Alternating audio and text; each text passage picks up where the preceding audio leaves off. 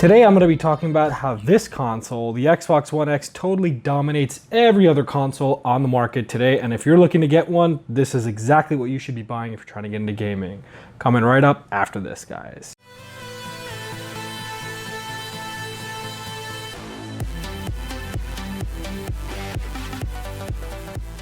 So welcome to Tech Savvy Buyer, guys and girls. So I've got a special video today for everyone, trying to do a follow-up to my last video where I did a head-to-head comparison of the Xbox One X and the PS4 Pro. Naturally, as expected, since these videos are always subjective and some people will agree and disagree, kind of is what it is, but I thought I'd show some love to the Xbox One X because I do play this a lot and I wanted you guys to see what all beauty that this system has and what exactly you'd get for the price tag that Microsoft is asking, which of course is higher than any other console in the market today. I wanted to show you guys why this console is hands down one of the best consoles ever made to date, and why if you're going to go and buy a new one, this is the one that you should pick, even over the PS4 Pro. Although personally, I like to play the PS4 Pro more because of the exclusives. Again, that's subjective. There are single player campaigns that I enjoy more. And to some of you guys who say that there's no multiplayer in there, you're wrong. If none of you have played the multiplayer of The Last of Us, you're missing out. It's really fun. So jumping into this, what is the first thing that you guys see here that you won't see on a PS4 Pro, aside from Master Chief? Right here. Being able to play 4K Ultra HDs. Okay, now everyone's given Sony a bunch of crap for this because we know that Sony's the pioneer of the Blu-ray, and it's surprising to see that their competition came out and decided to do 4K Ultra HD video playback and support those, but PS4 Pro or the PS4 Slim for that matter do not support that. So that's, you know, one pretty interesting factor to take in place. This is important to some people. Personally, I don't watch too many 4K Ultra HD movies on a disc format. I prefer to either stream it or download them or rip it or do anything else pretty much except buying it on disc. So I'll use Netflix or Amazon Prime or any of those things to get my dose of movies. The other thing that's really cool about the Xbox One X, which everyone knows, it is hands down the most powerful console ever made.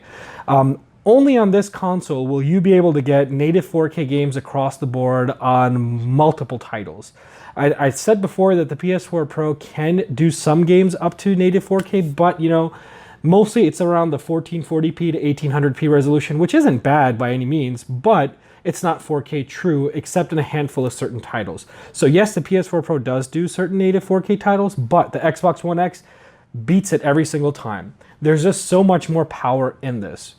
The other interesting fact about the Xbox One X that a lot of people kind of comment on, but no one really markets or sells you this thing is whisper silent. Okay, this is more quiet than my $800 graphic card up there, the GTX 1080 Ti.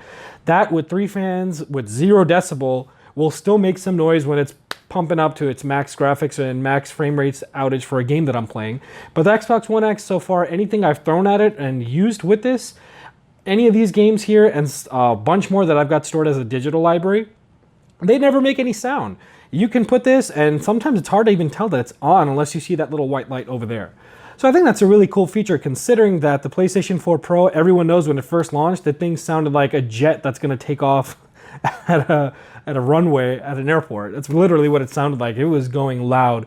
I know that Sony's fixed it now. You guys probably already know I had the limited edition one from God of War, and it still does make noises, like the disc makes noises. Not to say that the Xbox One X doesn't make noises when it reads discs, but this is hands down the most quiet console. And considering how much power is in there, you really have to factor in, like, Microsoft did a hell of a job just trying to get this thing optimized so that it works really well.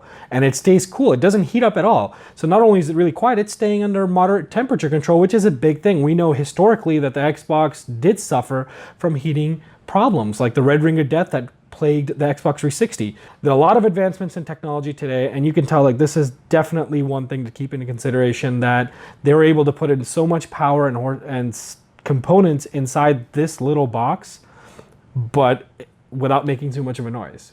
Okay. Next point I want to touch on were the graphics of the game. So as I mentioned before, this is a true 4K console and it does play games in 4K, but you know, to some people 4K is everything, to some people 4K isn't. Personally, to me, 4K is a big factor, but it's not the underlying thing. I mean, you can have great resolution, but if the drawings and models and stuff in there are not great, resolution's only going to go so far to help it, right? So if you take a really old game, let's take Far Cry 3 for example. Put that on PC. You can render that in 4K, but you can still tell that it's an outdated game. Like the graphical models and stuff, they look different. They don't look like Far Cry 5 in 4K. But graphics on this are far better than any other console out there. And there's absolutely no disputing that. There's no argument there. I don't care what Sony fanboys say, or fans of Nintendo for that matter, or even PC Master Race folks for that.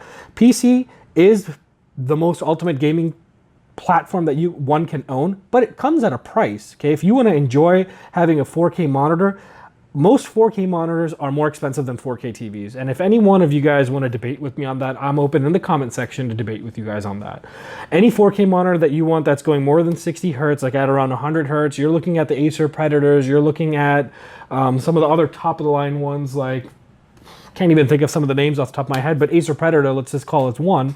Those are super expensive. That's in the range of like $1,200-$1,300 for, which you can easily get a top end, or not top end, but a nice mid-range 4K HDR TV. And again, those monitors don't even have HDR. That's another thing that consoles do, which PCs kind of struggle to do.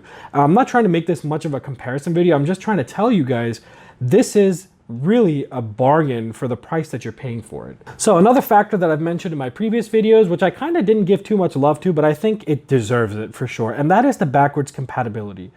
With Xbox Game Pass, you can get a membership for just 10 bucks a month, which is pretty cheap. Or if you guys are new to it, you can go ahead and do a 14-day trial and check it out. It's actually amazing. You get access to hundreds of titles, almost all exclusive Xbox games. Granted, there aren't that many, and I apologize for any Xbox fans out there. Xbox is starting to step its game up in the exclusives arena, but they're just far behind. And I don't think I've ever made that a secret in any videos I've made comparing Microsoft's platform and their games with other consoles. But leaving exclusives aside, there's thousands of games that you can play on the Xbox. There's hundreds of games that you can go, if you have an original Xbox 360 or an original Xbox back from 2000, that you can take those discs, pop it right in there, and it'll play right away.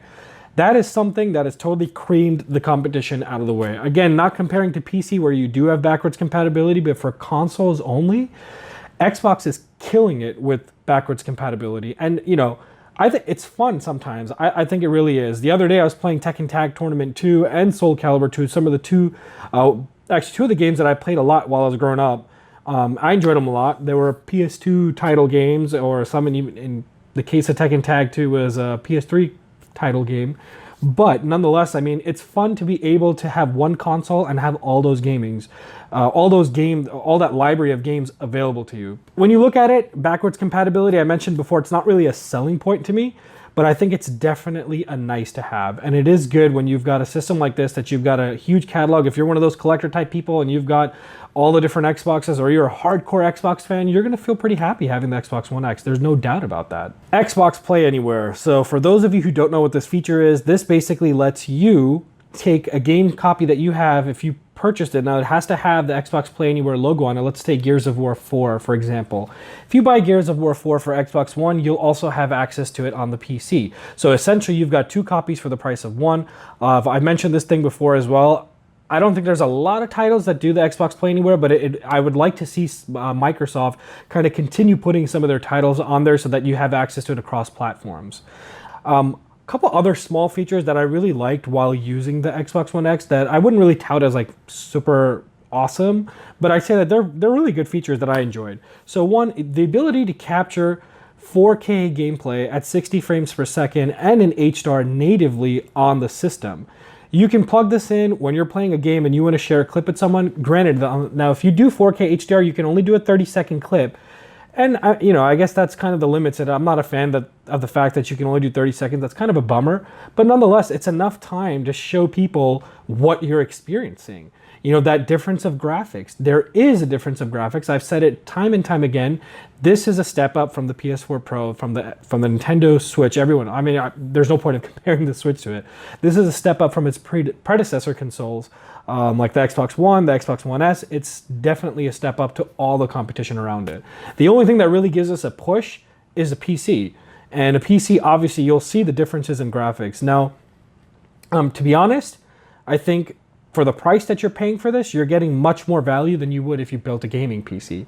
And that's because by the time you've invested thousands of dollars in a gaming PC to get really, really good 4K performance and have that HDR and have that Ultra HD drive, granted, I'm capturing all the stuff that's in this. Most people just look at GPU. So another factor that's really good is the Xbox Gold or Xbox Live service. So everyone knows that PlayStation servers have a lot of problems, okay? Just on July 12th, it was down again. Unfortunately, that sucks. I'm not gonna sugarcoat that. I think Xbox has a much more solid online system. It's never been hacked. It's always been up. I mean, occasionally you'll have maybe once a year or something where it goes down. And I don't know the statistics on that, so you're welcome to challenge that. I don't have the specific data that shows how many times Xbox Live has gone down. But from what I've seen so far, playing online on the Xbox One was always a much better experience than when I was playing on the PS4. And, you know, it kind of sucks for me because I prefer to play on the PS4. And every time I've played online, like, you know, luckily I haven't had that many issues on the PS4 Pro either, just to kind of throw that out there. But if you're someone who plays online a lot, you will be more susceptible to getting problems on playing on PSN versus playing on the Xbox One X. So the Xbox Live Network, definitely better. Servers, better, as what I said, they stay up longer. Last but not least, I do want to touch up on the exclusives part. And this is where I've always kind of given Xbox One X a bad rap for the lack of exclusives. But, you know, I want to tell this to everyone just so you guys are clear. This is really just my opinion. This is a subjective opinion.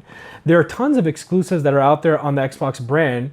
Granted that for the last couple of years, there really haven't been too many of them coming out. There's still been a few, like you got State of Decay 2, you got Sea of Thieves, and actually State of Decay 2, even though it got bad ratings, I played the game and it takes a little bit to get into it, but I can tell you this, it's definitely a broken game. I'm not gonna lie about that. But it's so much fun when you get into it. The survival mode, like when you've got hordes of them kind of chasing you, the zombies running after you, and you're desperate to survive or get material and bring it back to your base.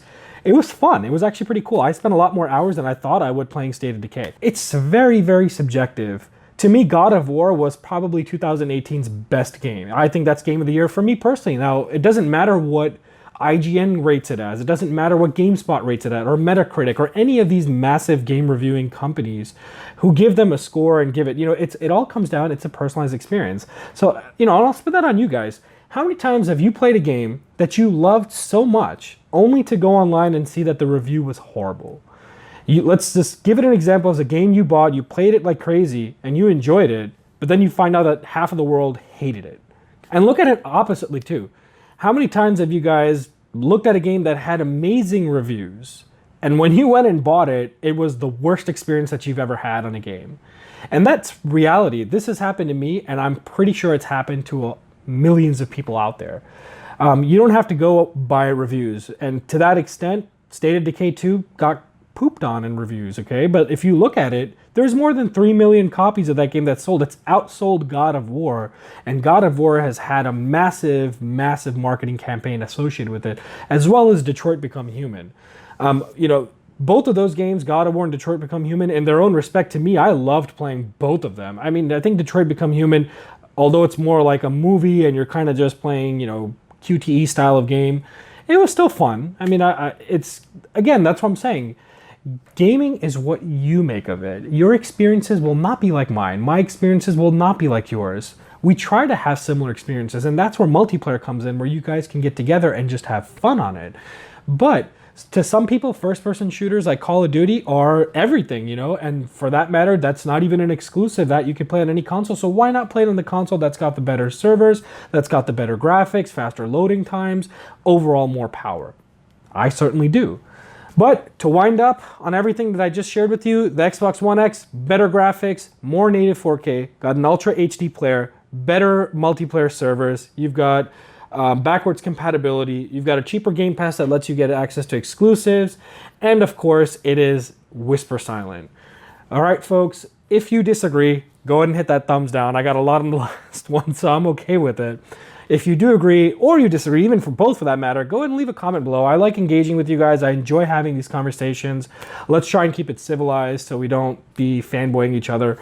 And other than that, if you're new to my channel, consider subscribing. I'm always trying to put out regular content and give my point of view on how these systems work and why you should get one and why you shouldn't get one.